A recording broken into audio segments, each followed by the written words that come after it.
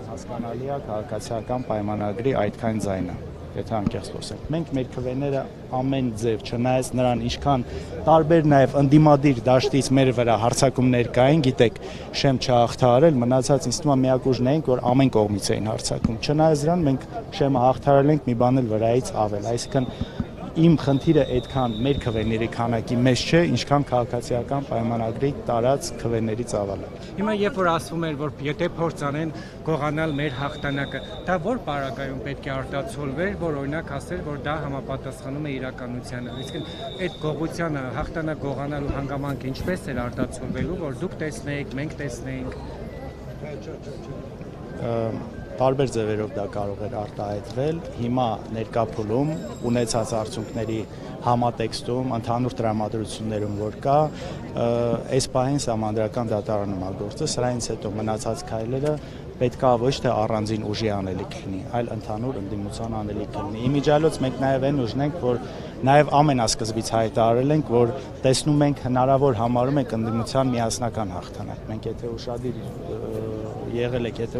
եղել եք, կհիշեք, որ մենք մշտապես սա ենք կարևորում, ընդհանուր նաև ընդդիմադիր դաշտի միասնական պայքարը շատ հարցերի դեմ։ Այսինքն մեզ շատ չէինք առանձնացնում, չէինք ասում, որ մենակով պիտի ամեն ինչ անենք,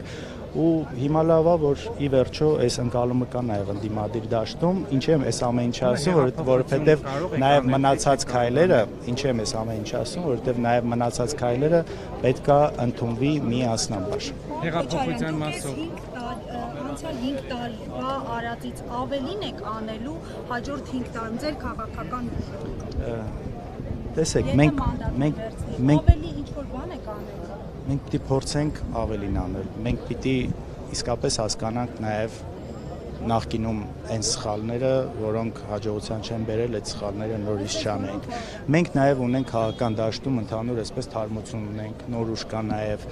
որը նաև ավելի հեգեմոն դիրք է զբաղեցրել ընտրությունների արդյունքում։ Դրա համար ես հիմա չեմ ուզում առանձին, ես դրա համար հիմա չեմ ուզում այսպես մեզ առանձնացնել, քանի որ որոշումներ կան, որ համոզված եմ, որ պետք է արդյունավետության տեսանկյունից պետք է ընդունվեն միասնաբար, միասնական։ Ընդունում եք, որ ընտրության արդյունքները ցույց տվեցին, որ ընտրություններով Հայաստանում իշխանափոխություն հնարավոր չէ։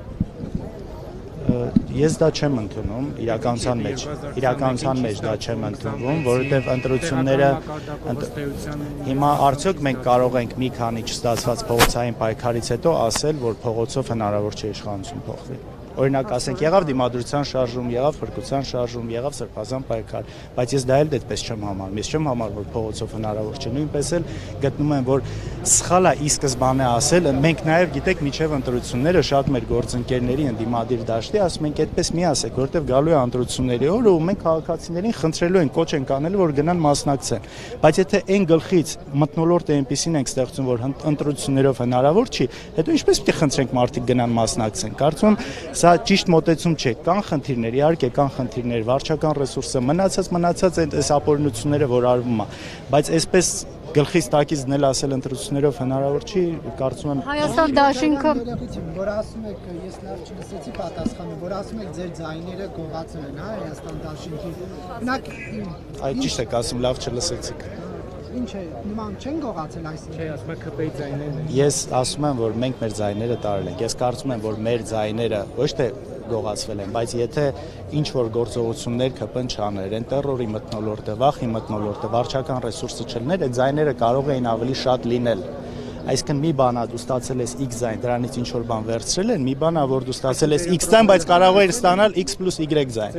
Էս եմ ասում։ Դրա համար գողանալ արտահայտությունը մի քիչ այստեղ ճիշտ չեմ համարում։ Հայաստան դաշինքին ընտրողները վախեցել են փաստորեն։ Ես կարծում եմ ընդհանուր, այստեղ չառանձնացնեմ Հայաստան դաշինքը, ժողովուրդ, ահա որ վախի մթնոլորտ է եղել։ Մարդիկ վախենում էին մեր հավաքներին գալ մասնակցել։ Հատկապես առավոտից օրինակ դե հիմա ի վերջո մենք էլ գրեթե 150,000 ձայն ենք չստացել խոսքը դրա մասին չառանձնացնենք հիմա ես էլ չեմ վախենում չէ՞ պայքարի մեջ լինելով թե բանտարկվելով թե մնացած անհարմարություն ունենալով այստեղ եկեք հասկանանք որ շատ քանակի մասին ենք խոսում երկրորդը նույն ընտրությունների առավոտը եղել է տեղեկություն միանգամից թափանցիկ ծրարների հետ կապված սա էլ հաջորդ բանն է որ հատկապես մարզերում շատ ազդում սա, որ կիմանանք մեկա դուք ոնց է քվեարկելու թաքնված տեսախցիկներ կան, այս հիմար խոսակցությունները, որ երևի բոլորի ժամանակів սրանք եղել են ու նաև այս առավոտը թափանցիկ ծրարները կարծում եմ դրանք էլ շատ նաև ազդել են, մարդիկ են որ ասել են շարից փորձանքից հեռու կոպտասեց, եթե պիտի գնայի ընդդիմությանը ընտրեի, չընտրեմ, որովհետև կարող է ԿՊ-ն իմանա ու հետո այս խնդիր ունենա։ Սիմոնյանի հետ աշխատեք, թե Ալեն Սիմոնյանի հետ է։ Ես իրանց մասով ոչ մեկ էլ հաստատ հեշտ չեմ աշխատելու, այստեղ իրանց հետ աշխատելու մասին չի։ Ումների գնալ դե նման փորձ ունեցել եք։ Ես ինքս մի անգամ եմ գործուղման գնացել IPU շրջանակներում, որտեղ ելույթ եմ ունեցել ու հետ եմ վերադարձել, բարձրացրել եմ Արցախից բռնի տեղահանվածների հարցը, մնացած այդ նյուանսները, գիտեք, այդ հետագայում պետք է լինի, երբ որ կլինի որոշում մանդատներ վերցնել, թե չվերցնել, դրանից հետո արդեն ինձ թվում է այս ընթացիկ աշխատանքի հետ կապված թե ինչ ձևով, եթե գնանք, ինչ ձևով պետքա գնանք, ինչ պետքա չանենք, ու սա նորից եմ կրկնում, պետքա լինի միասնական մոտեցում գնացողների կողմից։ Ոչ, որոշում չկա։ Պարզապես Ռոբերտ Քոչարյանը հարցազրույցում ասում էր, որ դա կարևոր գործիքներ են։ Ռոբերտ Քոչարյանը ասել է, այդ մասով որոշում չկա դեռ, բայց մանդատները նաև պայքարի տեսանկյունից կարող են լինել օգտակար։ Պարոն Քոչարյան, ներողությունների ձեր եւ Արուշ Արուշանյանի հարաբերությունները հիմա ինչպիսին են։ Դուք կապ ունեք Արուշանյանի հետ։ Ոչ, չէ։ Իսկ երբ որ Արուշանյանը Ալեն Սիմոնյանի հետ վաղուց մտերմություն ուներ, դուք գիտեիք դրա մասին։ Իսկ ինչու հիմա չունեք հարաբերություններ, քանից են խզվել։ Պես հասկացել եք, չմտնենք այդ անձնական Բայց հարաբերությունները։ Արուշանյանն էլ ասում է, որ իր ցանկություններից է, որ Աստծո կամոք 29743 կիլոմետրը մեծացնեն, Արցախը հետ բերեն դրա մասին։ Դուք էլ եք մտածում, հիմա հասկանալից սև կատու անցավ ձեր միջով։ Իրականության մեջ ոչ մի այսպես անձնական խնդիր կոնֆլիկտ չի եղել, չկա նման։ Արուշ Արուշանյանը 21 թվականին եղել է մեր ցուցակում, ես կարծում եմ ինքը այն ժամանակ քաղաքական հետապնդման է ենթարկվել, ես իր դատերին երբ որ ստացվել է գնացել եմ, հասել եմ Գորիս, իմ աջակցությունը հայտնել եմ ու ոչ մի վարքյան չեմ փոշմանում դրա համար, որովհետև այդ պահի դրությամբ ինքը քաղաքական հետապնդման էր ենթարկվում, մնացածը չգիտեմ, չեմ ուզում շատ մտնել այդ Քոչարյան, Հայաստան դաշինքը նախորդ խորհրդարանական ընտրություններին, երբ որ արդեն անցել էր, հայտարարում էր, որ գալիս ենք խորհրդարան Նիկոլ Փաշինյանին հեռացնելու օրակարգով, որը ըստ էության չի ստացվել։ Հիմա եթե մանդատները վերցնեք, էլի նույն լոզունգով գալու եք խորհրդարան։ Տեսեք, մեր քաղաքական ուժի համար ոչ մի վարքյան, ոչ մի օր այդ նպատակից մենք չենք շեղվել, այդ նպատակից չենք հետ կանգնել, այդ նպատակը եղել է այն ժամանակ իմ համար, մեր համար անձնապես նույնիսկ 18 թվականից սկսած է այդ նպատակը եղել, ուզում ասեմ այդ նպատակը չի փոխվել, հիմա այստեղ կարելի է մեզ քննադատել, թե ինչի չի հաջողվում, կարելի է ինչ-որ դիտողություններ անել, ես կարող եմ դրան ինչ-որ ձև պատասխանել, օբյեկտիվ, սուբյեկտիվ, այսինքն մենք ուրիշ դաշտ ենք մտնելու, բայց նպատակի առումով կարծում եմ մեր քայլերի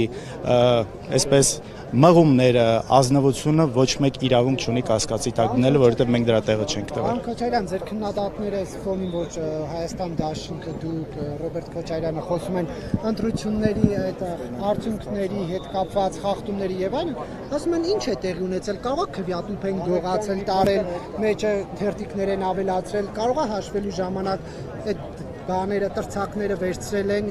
ընդդիմադիրներից իշխանության վրա են դրել, կարող է լույսերն են հանգցրել եւ լցոնումներ են արել։ Դուք ինչ ունեք այս քննադատություններին հակադարձելու։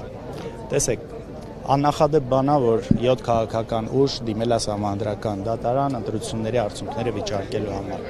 Թե ինչ խախտումներ են արվել, շատ մանրամասն մի քանի օր ներկայացվելու է, առաջարկում եմ դուք էլ իրենց առաջարկեք, որ հետևեն ու հասկանան։ Գիտեք, ամեն անգամ, ես այսպես եմ ասում, ամեն անգամ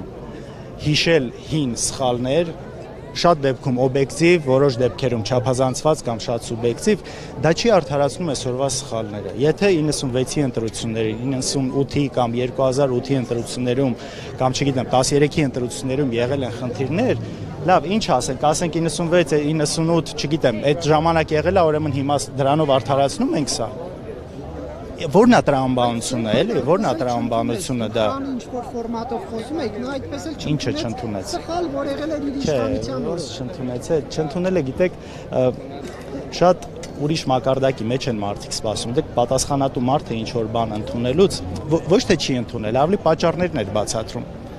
Եթե գիտեք, մենք շատ ժամանակ այսօր 2026 թվի 2000 կներես Նարեկ ջան, վերջացնեմ հետո կտակ, էլի 2026 թվի տեսանկյունից այսօրվա պրիզմայով նայել հետ գնալ 20 տարի առաջ, կարծում եմ այդքան արդար չի։ Ժամանակն է ուրիշ, մարդիկ են ուրիշ,